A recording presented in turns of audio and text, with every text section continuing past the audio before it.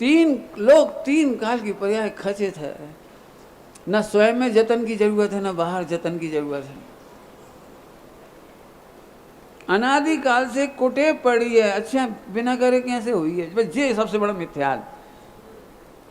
लिख लो पॉइंट, क्या कह रहा हूं, बिना करे कैसे हुई है? मन तो स्थिर करना पड़ेगा, वचन तो स्थिर करना पड़ेगी, काया तो स्थिर करना पड़ेगी। ऐसे थोड़ी, ऐसे थोड़ी, एक ये बड़ी तुकबंदी, ऐसे थोड़ी, ऐसे ही। अब कितने दृष्टांत चाहिए तुम्हें? बोलो, दुनिया के जितने दृष्टांत दो, बिना करे ही। लिख लो, मोक्ष जाना हो तो तीन लोक तीन काल की पर्याय खचित है, ये जानने के बाद कोई यत्न नहीं करना, इसका नाम शुद्ध उपयोग है, इसका नाम विज्ञान घन है। जितने दृष्टांत का उत्तर दे दूंगा बीच में, जितने मांगोगे। फिर से बोल रहा हूं, फिर से सुन लो सभी लोग। अनादिकाल की कर्तव्य की वासना इसको यत्न करने के लिए कहती है, और वस्तु स्वरूप देखने के बाद तीन लोक तीन काल खचित है, खचित। डॉक्टर साहब ने तो क्रमबद्ध पर्याय में कर्णानुयोग से बताया है कि कितने जीव नरक जाएंगे तो वैसे भाव भी होंगे, स्वर्ग जाएंगे तो उनके वैसे ही भाव होंगे। अभी तक सारी दुनिया ये पढ़े बैठी है, पढ़ाया जाता है उपदेश शैली में, उपदेश शैली में पढ़ाया जाता है। मैं मना नहीं कर रहा हूँ गलती की, जैसे परिणाम होंगे वैसे ही गति होगी। इसमें किसी को भी आश्चर्य नहीं होगा, हिंदुओं को भी नहीं होगा, उसमें उनके यहाँ भी लिखा है, तो उनके यहाँ भी लिखा है, तुम सबको भी अचंभा नहीं होगा। लेकिन हमारे यहाँ नहीं है ये बात। कैसी बात कर दी? परिणामों के अनुसार गति नहीं होगी। क्यों? परिणामों के अनुसार बंद नहीं होगा। कल मैंने रात को कहा था ना, मन वचन काया की प्रवृत्ति से बंद नहीं होता, तो हिल जाए आदमी। ऐसे कैसे? चाय जैसे सोचत रहे, चाय जैसे खात रहे। कहूँ बोलूँ, तुम चाय जैसे सोच ही नहीं पाओगे, वह भी खचित है। अब बोलो कहाँ तक? चाय जैसे खा नहीं पाओगे, चाय जैसे पी नहीं पाओगे, वो भी खचित है भाई साहब। प्रूव कर सकते हैं बढ़िया आराम से। क्यों? डॉक्टर साहब ने बहुत मस्त दृष्टांत दिया है प्रथमानुयोग का। क्रमबद्ध पर्याय को प्रथमानुयोग से सिद्ध किया। इससे पहले क्रमबद्ध पर्याय को डॉक्टर साहब की विशेषता सबको पता होगी। जब बहुत बहुत गहन सिद्धांत होता है ना, तो उसे एकदम सरल अनुयोग से लेते हैं वो। क्रमबद्ध पर्याय समझाना कितना कठिन काम था, और उन्होंने प्रथमानुयोग का दृष्टांत को पहली बार व्याख्यायित किया। मुझे नहीं मालूम उससे पहले किसी ने व्याख्या की हो। आदिनाथ भगवान के समय मारीची, तब उन्होंने उसका कितना विस्तार किया। बताओ, पहले से तीन काल की पर्याय खचित थे कि नहीं? और खचित नहीं थी तो जाना क्या से? और उन्हें यह भी पता था, यदि उनसे पूछते कि त्रसला के बेटे होंगे, पिताजी का नाम ऐसा होगा, इस नगरी में जन्म होगा, इस घड़ी इस मुहूर्त में जन्म होगा, बताओ। डॉक्टर साहब ने इसकी बड़ी व्याख्या की है, सबने सुनी होगी। जो नहीं सुनी है तो सुनना इसका प्रवचन, क्रमबद्ध पर्याय, बहुत मस्त प्रवचन है। पहली बार सुनकर के बिल्कुल मस्त हो गए। हम तो अपनी बात कह रहे, क्या बढ़िया कहा डॉक्टर साहब ने उस समय। बताओ कि साहब सिद्धार्थ नहीं भय तो, और उनके पिताजी ने और कोई नाम पसंद कर लो तो, और त्रसला की शादी सिद्धार्थ से नहीं भई तो कहाँ से लाए? खचित है।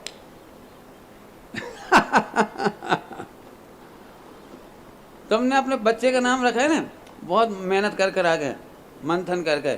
हमने अपने पप्पू को नाम टिंकू रखो। तुमने धरा नहीं है, 3 काल पहले खचित था वही नाम, खचित है। फिर से बोलूं, सुनना जरा, मेहनत की बात है। सारी दुनिया को लगता है मन वचन काया के परिणामों से बंद होता है, और क्रमबद्ध पर्याय ने उलट दिया उसे कि नहीं, 3 काल के बंद भी खचित हैं, उदय भी खचित हैं। तुम बिल्कुल तो फिर हमारे हाथ में कछु रहो ही नहीं। पंडित साहब कहते हैं तेरो हाथ कहाँ है? पंडित साहब का तुम्हारा हाथ कहाँ है जो खचे? तुम कह रहे हमारे हाथ में कछु नहीं है। हाथ ही तुम्हारे नहीं है भले आदमी। सुन, आत्मा के हाथ पांव ज्ञान दर्शन है, और ज्ञान दर्शन का काम आनंद करना है, ये उसके हाथ में है। पूरे जिन शासन की पढ़ाई का रिजल्ट है कि तू आनंद कर। अनादि की वासना पड़ी है कर्तव्य की, यत्न करने की, फिर कह रहा हूँ यत्न करने की। मैं यदि प्रवचन करूँगा ना तो बहुत नाराज हो गए आप। मैं पहले इसलिए कह देता हूँ आपको नाराज ना हो, इसलिए पहले से ही। प्रथमान योग पढ़ के देखो, खचित होने से महाज्ञानी होने पर भी उन्होंने उपदेश नहीं दिया, क्योंकि उन्हें मालूम है ये पर्याय नहीं रुकेगी। प्रद्युम्न का हरण हो गया है और प्रद्युम्न वापस नहीं लाए जा सकते। मुझे पूछ लेना चाहिए था ना कैसे लाएं, एड्रेस तो मिल ही गया था, एड्रेस तो मिल गया था ना नारद जी के द्वारा। सीमंदर भगवान विदेश क्षेत्र में जाके खबर पड़ गई थी, तो बता देते। पूरे प्रथमान योग में एक भी पर्याय पलटने की विधि केवली भगवान ने नहीं बताई। और धन्य है वे श्रावक जिन्होंने मना पर्याय ज्ञानियों के और अवधि ज्ञानियों के शुद्धोपयोग का घात ना हो जाए, इसलिए उनसे पूछा ही नहीं, पूछा भी नहीं। क्या कह रहा हूं, पूछ लेते ना। देखो विद्याधरों का जमाना था, अंजना विद्याधर की बेटी थी और विद्याधर से शादी हुई थी, और विद्याधरों के लिए मिनटों में जाना आना, पत्र भेजना, पत्र समाचार बुलवाना आसान था कि नहीं था। अवधि ज्ञानी मुनि विचर रहे थे, सब विचर रहे थे। मन पर्याय ज्ञानी सास ससुर पूछ लेते अवधि ज्ञानी को जंगल में जाके हमारी बहू सही कह रही कि झूठ, तो एक भी घटना नहीं है ऐसी। आपको एक और राज की बात बताऊं, नाराज नहीं होना, साहित्य पढ़ के देखना। स्वाध्याय जब नहीं होता था पूरे हिंदुस्तान में और भट्टारकों का राज था, तो भट्टारकों की कथाओं में ये बात प्रवेश कर गई कि अवधि ज्ञानी और मना पर्याय ज्ञानी शादी कराते थे। वे बता देते थे तुम्हारी पुत्री का विवाह उससे होगा, वो श्रीपाल आएगा, उससे तुम्हारा विवाह होगा। ये बताते थे। ये सारा भट्टार की कथाओं में आया है, मूल कथा में नहीं। श्रीपाल चरित पूरा का पूरा भट्टारक है, जो चरित लिखा गया जगह जगह पढ़ लेना आप। अवधि ज्ञानी मना पर्याय ज्ञानियों से घटिया काम कराए गए उसमें। मैं बहुत पढ़ने के बाद कह रहा हूँ, ये सब रीति बातें कहना आज के ज़माने में बहुत घबराहट की बात होती है, नेगेटिव बात कहना। लेकिन मैं कह रहा हूँ ना, अवधि ज्ञानी मना पर्याय ज्ञानियों से प्रयोग नहीं किए गए पूछने की। चौथे काल के इतने पुराण हैं, पढ़ लेना आप, घटनाएं बताने वाली, लेकिन अवधि ज्ञानी मना पर्याय ज्ञानियों से नहीं पूछा गया। खचित पर्याय थी, हनुमान जी का जन्म वहीं होना था, तो ना तो यहाँ पवन कुमार जी को विकल्प आ रहा है कि 9 महीने हो गए, वहाँ क्या हालचाल है, 4-5 महीने हुए, क्या हालचाल है। और अब तो पत्नी पसंद आ गई थी ना, मिलके आ गए थे, एक आध चिट्ठी लिख देते, मम्मी अपनी बहू का ध्यान रखना, इतना सा लिख देते बस, मम्मी माता जी अपनी बहू का ध्यान रखना। मैंने उसे बहुत दुख दिए हैं, लेकिन आज मेरा मन कहता है कि वो ठीक है, कुछ कितना बचाव हो सकता था, लेकिन करते कैसे, चिट्ठी लिखते कैसे। माँ तो खचित थी पर्याय क्या कह रही, क्या कमाल है, बिना ही जतन किए। भाई साहब, वह पुराणों के आधार से समझा सकता हूं, बिना ही जतन किए। क्यों शिकार करना बुरी बात है कि अच्छी बात है? बहुत बुरी बात है।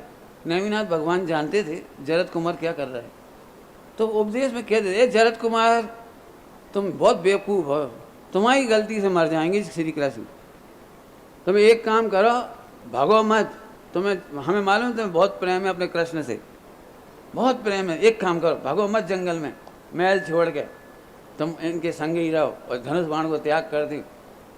काहे नहीं बताई ये बात, बोलो क्यों नहीं बताई? समर्थ केवली भगवान ने, नेमिनाथ भगवान ने ये बात क्यों नहीं बताई?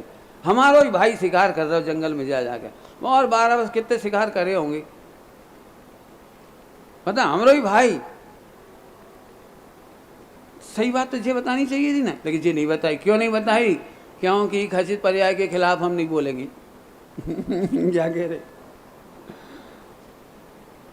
क्या कह रहे हैं? खचित पर्याय के खिलाफ।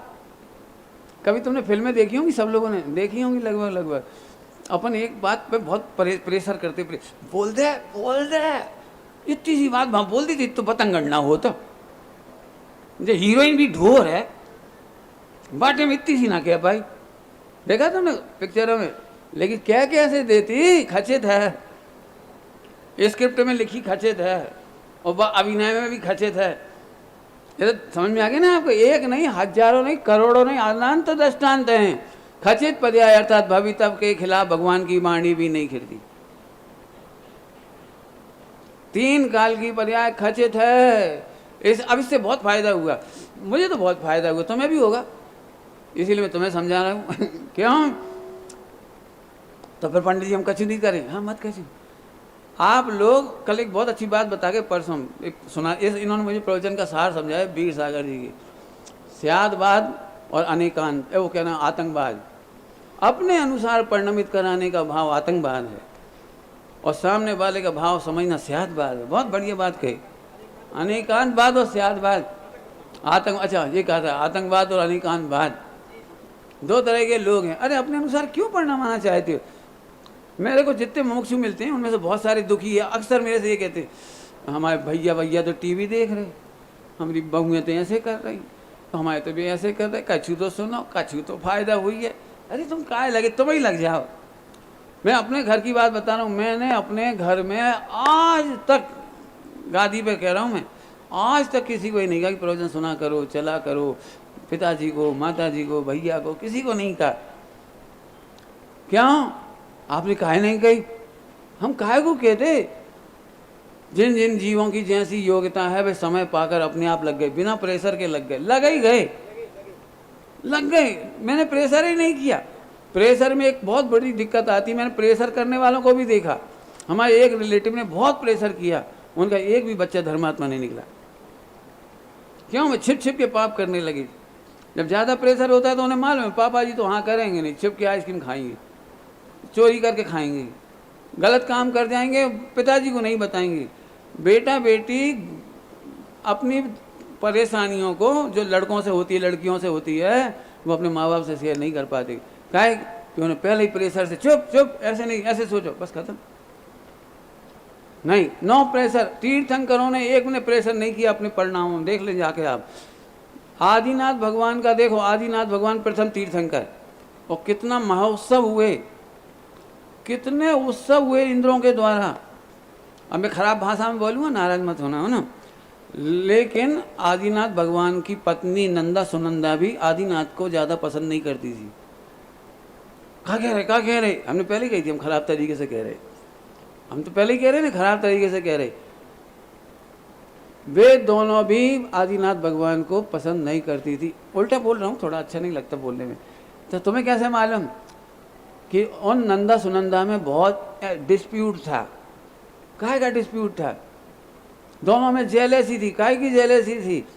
कि आदिनाथ भगवान में एक को तो 101 संतान हुई और एक को 2 हुई, जिसकी 2 हुई उसे क्या गुजरी होगी। तो साहब आपको और कौन से किलो मिले? और भी मिले हमें।